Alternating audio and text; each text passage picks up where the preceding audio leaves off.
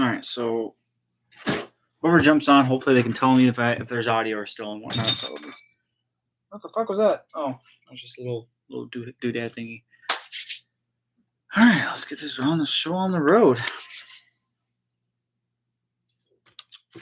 Before I do, I'll plug this in.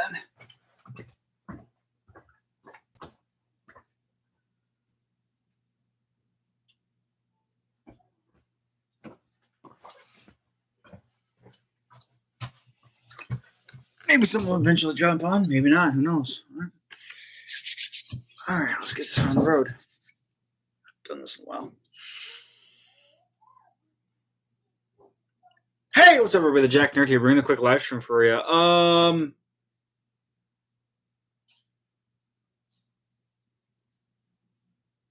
I saw a certain movie. I will have to say it is probably one of the best Transformer movies ever. It was done right. The animation was great. The even Chris Hemsworth's voice acting as Prime was pretty good. The guy who did Megatron, or AKA D16, he did also a phenomenal job as Megatron. I think it was also in was he in the Eternals? I don't know. Hold on, I'm curious. Transformers 1. All right, let's see here. Cast Brian Tyrese Henry. Okay, all right. Yep, he was in Godzilla, the Godzilla movies, Godzilla X Kong. Oh yeah, yep, he was in also Bullet Train. Oh my god. Oh, he played who did he play? Who did he play in Bullet Train? Hold on. Lemon. Oh my god, that is awesome. Oh, that's a great movie, by the way. Is Bullet Train is a great movie with Brad Pitt and Aaron Taylor Johnson.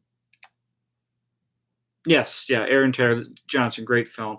But yeah, he played in. He was one of the Eternals. Played in Godzilla X Kong, Godzilla vs. Kong, Across the Spider-Verse, Into the Spider-Verse.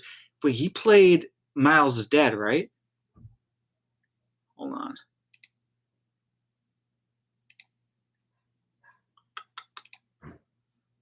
Yeah, he did. He played. Yeah, that's awesome. He played Miles' dad. That's awesome. Okay. That's fucking awesome. Of course, ScarJo as Elita, which is great, and then all the other characters, Lawrence Fishburne as Alpha Trion was freaking awesome. It was honestly it was great. I can't say much because spoiler territory, but it was such a good movie. I mean, I enjoyed it. My nephew enjoyed it. I also brought my niece, my mom, my sister. Can't just handle 2 kids all at once. But honestly, the idea was I wanted just for me and my nephew to go because he's been doing really good in school. He's been doing an awesome and phenomenal job. But the movie alone was great. Everyone enjoyed it. My mom enjoyed it. My niece my sister enjoyed it too, but she's not as big into Transformers as I am.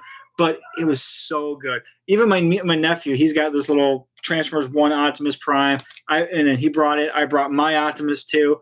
It was so good. It's a great family film. There are some adult elements in the film, like Badassatron, like that like Keegan-Michael Key fucking knocked it out of the park as Bumblebee. It was such a good movie. I love catching the little references, the little Easter eggs. I'm just trying to see, okay, I see that guy, I see that guy, I see that guy, I see that girl. Like, like there's characters that you don't like. There's characters that made a debut in this film that we've never seen on the screen, whether it's the small screen or the big screen. This is a first for a lot of characters. One of the characters, I don't want to give anything away, but she is the female equivalent to Starscream. So look for that color scheme. But overall, it was such a good film. Like you like, hey, I know that character. Wait a second, is that who I think it is? It is. Like you're just trying to like scramble on which characters are which. It was so good. Great freaking movie. It was so honestly at the very end, because I tried to avoid spoilers, but see it in a theater, you get that different feeling. It's like you've seen it, like oh yeah, I even saw a spoiler on YouTube. But when you're finally there in the theater and you're watching it, you just kind of like beautiful. Also, I will say, Sentinel Prime is the biggest fucking asshole in Transformers media in history ever, both from his movie incarnation and this incarnation.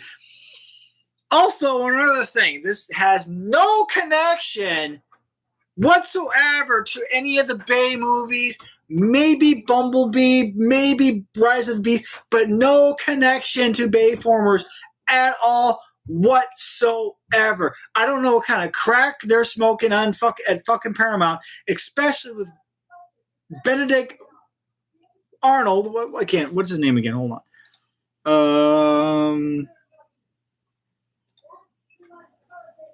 Hold on a second.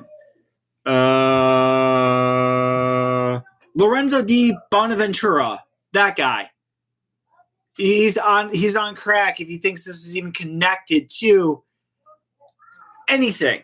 And I'm actually surprised even Michael Bay produced it. Clearly, I mean, why are we having? I mean, don't worry, Michael Bay brought in a lot of new generation Transformers fan back in 2007. I mean, I know people that became fans because of from the 2007 movie and stuff like that, which is great, which is phenomenal. But this movie alone retcons every single thing from Bayformers, including, well, we already seen in trailers, Megatron turns into a tank. In Bayformers, he turns into an alien Cybertron jet. So if this is supposed to be a prequel film, there's this completely this is if they are saying this is a prequel film, fuck you. This is not a prequel film. This is his own standalone movie. Like, if you're still connected to the Bayformers, just go in that theater with an open mind. It is a great film. The animation, ILM knocked it out of the park. The director of the film, Josh Cooley, fucking amazing film. Do yourselves a favor. Whoever the one person is that's watching, please post a comment in the chat to make sure that everyone can hear me, because I don't know why I'm having camera problems. Actually, wait, I'm having.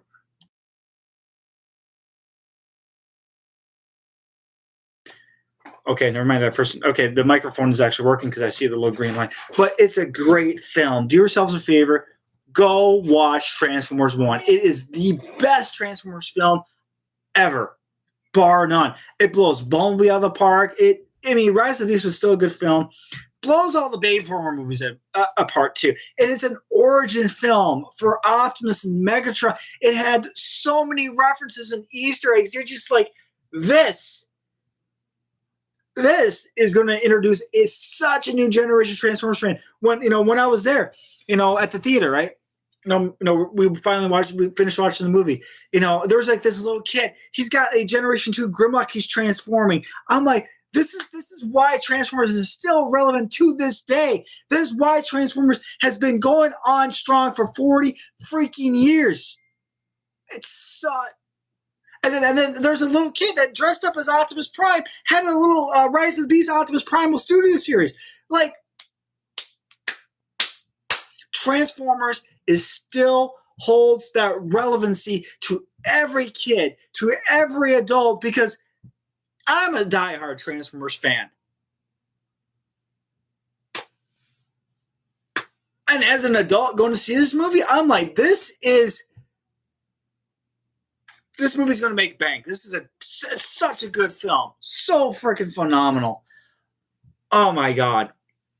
And I feel like Transformers fans right now, we are eating good. We are eating good. We're getting all these new figures that are coming up on lineup. Like, they just dropped An Armada Armada Wheeljack, an Armada's my G1.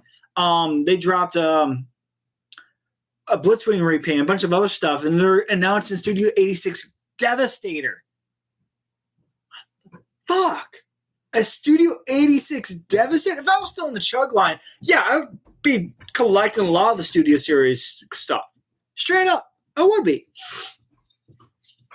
And then on top of that, and the icing on the cake is that little anime music video by Studio Trigger. The animation, the freaking cells, seeing the Transformers being brought back to the roots of the motherland that is of Japan was fucking beautiful. We need more of that. We need a Transformers anime. We need to have a good, solid storyline, whether a follow-up from Transformers 1. Like, honestly, I wouldn't care if they just say, you know what, Transformers 1 did perform perfectly. Let's do a sequel. Let's do another. Let's redone the live-action movies, bring it back to this animation format. Like, this is how it was supposed to be done. Or if they could just figure out a way how to at least make a connective story, like how they did with Bumblebee, then Rise of the Beast. Those are somewhat connected in some shape or form. Stop trying to have the idea like, oh, let's revitalize the Bay films. No. Let's keep a good, consecutive timeline where everything's connected, where you build the continuity. That's what needs to happen. And also for Studio Trigger to do a Transformers anime needs to happen. Ugh. Straight up.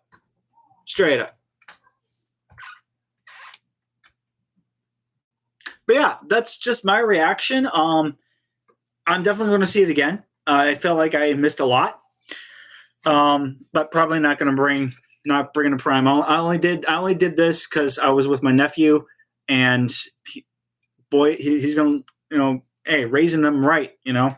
Hopefully one day when I have my own kids, I raise them right, because Transformers will still be relevant. And that's the one thing that Transformers will always be, just not some mangled pieces of plastic or die cast or screws or pins, but these characters, they have story, they have life, they have meaning. They embody all of us, because we are all on these transformative journeys throughout life. And even with when Alpha Trion is like, they're we are destined for greatness. And it's just, the story not only spoke to kids but also spoke to adults too, because it could tell us that we are always on a transformative life. We're always on a transformative experience, including I am right now. I got a lot going on in my life. I have an interview on Tuesday. I'm going to be busy for the next 2 weeks. I'm trying to make sure I want to do this 40th anniversary special. I hope I can make the deadline. If not, I hope at least I can deliver on something that is special, that came from my view of storytelling, from my heart, from my own creativity, for you, the subscribers, for the Transformer fans, for the base in general. And that's all I got to say about that.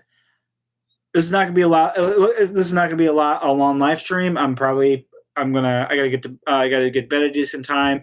I got to study tomorrow. Also, I want to try to work on my project a little bit tonight to rebuild the set. At least do that for a couple of hours. But overall, go see Transformers 1. It's a great film. It's probably one of the best Transformer films I have ever seen. I've seen almost every single one of them, except for Rise of the Beasts, in theaters. Take your kids, take your nieces, take your nephews, because the characters themselves, the story that these characters have told for the past 40 years, they're just not toys. They're characters. They have life. They have meaning. Granted, they're not like real alien robots. But you know what they are? They're real. The people that voice the characters are real. Peter Cullen, Frank Welker, heck, even Chris Hemsworth, Michael Key. Like these people, these humans are bringing these And the writers, they brought these characters to life. The creators, a third party, Masterpiece, Chug, the people that are on YouTube telling their own stories, like TFI was, I don't know if it's TFI Creations. Even when I was younger, and Mike Nightslash, making his stop motion series. Everyone else I've watched on YouTube create these characters. Even the artists that draw the characters. Even the fans that are from all over the world. This movie's not just for the younger generation. This is for all generations. Even those that have grown up with Transformers, like people that do YouTube, that done things with their lives, that actually done something more, something greater than themselves, that are still in here fans, and they still review Transformers. They still have that utmost respect. Transformers paved lives for a lot of people. That's all I have to say about that. Yeah. Like I said, this is going to be a short live stream. You guys have a good rest of your weekend. Have a good upcoming week, and stay blessed. Stay blessed. And on top of that, transform and roll out. This is the Jack Nerd. Sign out. You guys have a good night.